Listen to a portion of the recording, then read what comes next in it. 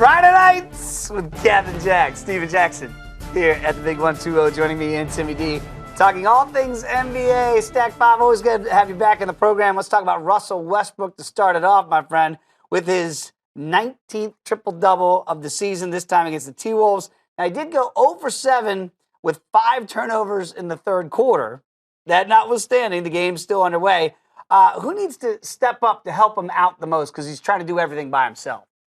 Well, everybody on that team has to step up. Some type of way they got to step up. I mean, he's doing almost everything.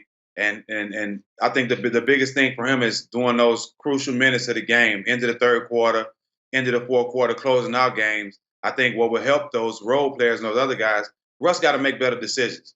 I know he puts a lot of energy towards the first 3 quarters of the game, but some kind of way the coach got to keep him fresh going into or the end of the fourth quarter to have enough stamina to make smarter plays. A lot of plays he make in the end of games are because he's fatigued and tired. So, you know, you want the role players to do more, but if Russ makes better decisions in those last 2-3 minutes of the game, then I think they'll have more wins. I just wonder if the Thunder are looking at this year as an observation year, as taking in this roster and being like, all right, is this what we're going to be going forward? Is this what we're going to need every single night from Russell Westbrook? Or do they look at like the Rockets and say, all right, we need to put some shooters around them?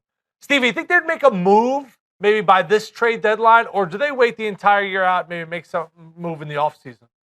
Well, I think they're going to wait to the offseason. I mean, unless it's just something that they can't turn down.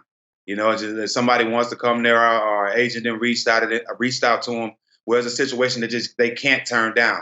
But at the end of the day, I think they have shooters. They just got to have more confidence in them. Anthony Morrow's a knockdown shooter.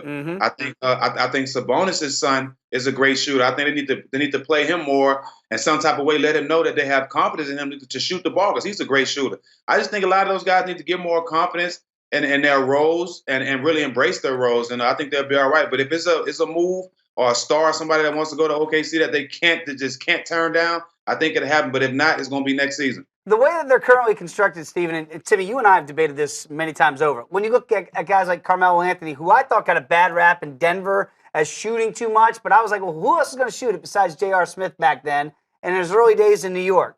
I look at Russell and I go, okay, maybe he's taking too many shots, but who else do you really want shooting him? That's what I always get down to. So even though it looks like he might be forcing the issue, isn't he still the best alternative via everybody else he still has on that current roster?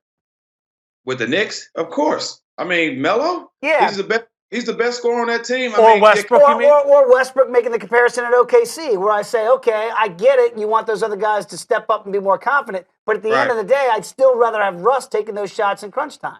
No, I mean, I'm with you on that. Nobody's even close to the caliber player Russ is on that team. So if he has 10 turnovers, if he has a triple-double, that's something you got to live with the team you have. I mean, those bad shots, like I said, even those situations at the end of the games that he's not handling well right now. Hopefully he'll continue to get better, but those type of situations, you know, they have to try to rectify those, and you got to live with it with Russ, though. You just have to live with it. He's one of those players, the good and the bad, you got to live with. Absolutely.